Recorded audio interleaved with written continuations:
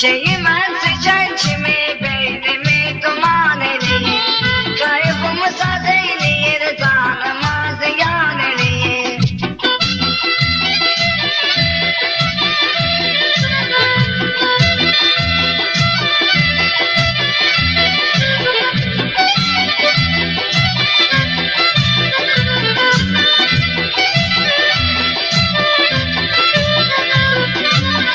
Bilirsən dərkiliyi yaşına duyanı görürəm, Beyxana fəxr eləyin sifətini yuyanı görürəm.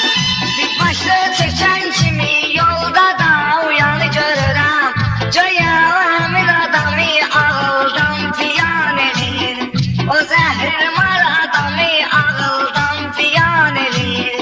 Şeyi mən çəkən kimi beynimi duman eləyir, Kayıfımı saz eləyir, canıma ziyan eləyir.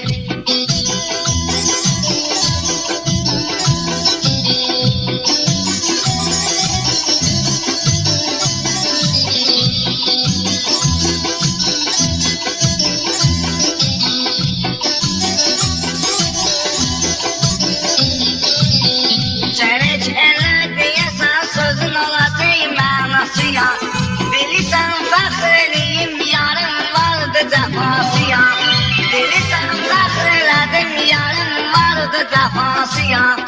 Adama elə gəlir ki bırak onun lonkasıya, Əmin adamı bırakın dostuyla düşman eləyir, Zəhrimar həmin adamı dostuyla düşman eləyir.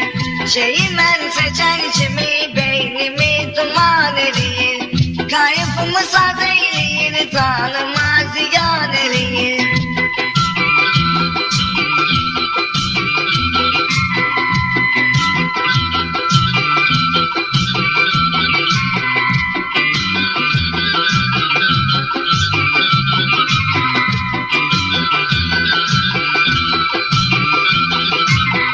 Mən özüm söz deyəm, sözlərimi düşünməyir, Elə ki eybi yoxdur, soyuq havada üşünməyir. Nəşə bəzi adamlara da düşməyir, Çünki həmin adam da çəkəndə aman eləyir.